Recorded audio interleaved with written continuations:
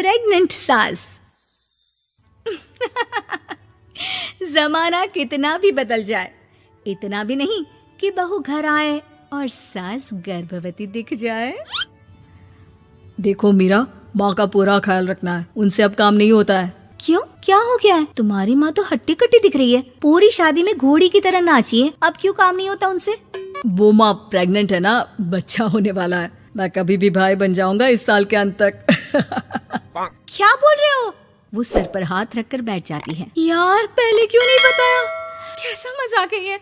झूठ बोल रहे हो ना? हाँ, झूठ बोल रहे हो ना? तभी ससुर की आवाज आती है। बहू, पानी गरम कर दे, तेरी सास को दवाई देनी है। समय पर दवाई ना दी तो परेशानी हो जाएगी। और हाँ, जरा काजू पीस कर दूध में मिलाकर ले आना। तेरी सास खुद से तो अपनी संभाल करेगी नहीं। हे भगवान, ये मैं क्या सुन रही हूँ? ये ससुर जी को क्या हो गया है? मैं क्या सोच कर आई थी? हाय रे, मैं तो किसी को मुंह भी नहीं दिखा पाऊंगी। अब ये रोना धोना बाद में करना, पहले गर्म पानी कर दो, माँ को दवाई देनी होगी। और हाँ, रात को माँ के पैरों में तेल लगा देना। बहू को गुस्सा आ जाता है, वो बड़बड़ करती किचन में जाती है जहाँ उसका ससुर खड़ा होता है। एक बड़ी जिम्मेदारी है हम सबके सर ऊपर। इस उम्र में माँ बनना खतरे से खाली नहीं होता। हाँ हाँ पता है, तो क्यों बन गई माँ?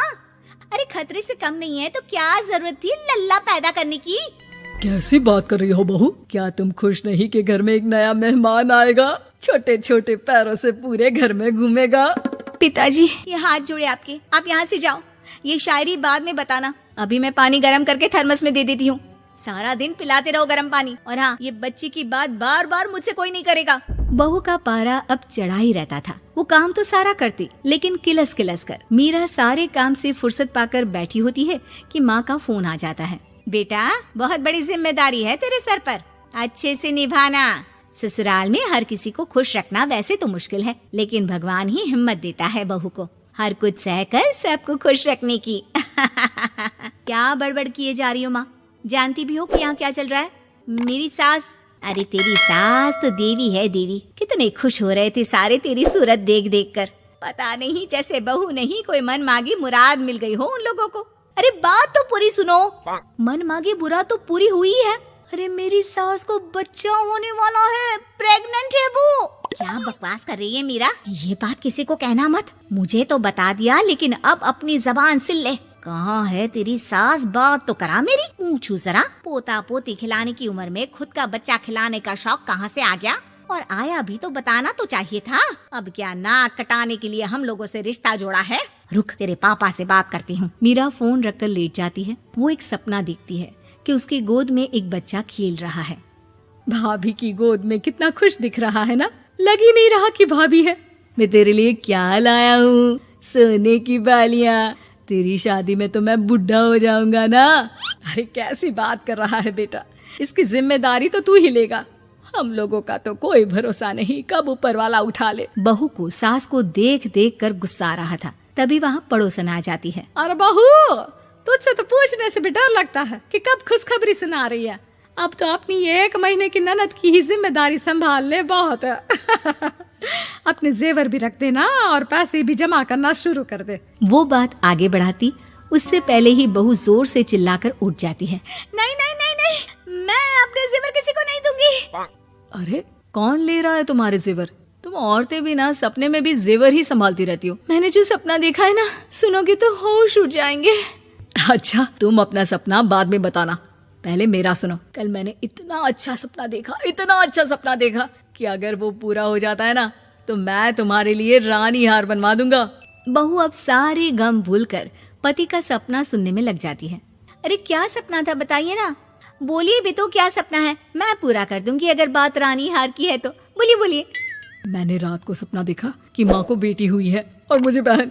सच्ची, इस घर में बेटी हो जाए तो मैं तो झूम ही उठूं। मीरा का मुंह बन जाता है।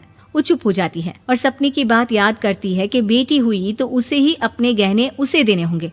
फिर तो रानी हार की जरूरत पड़ेगी ही। भाई लड़की बड़ी होगी, उसकी शादी होगी तो जेवर तो चढ़ाने ही होंगे ना, कहाँ से आएंगे वो?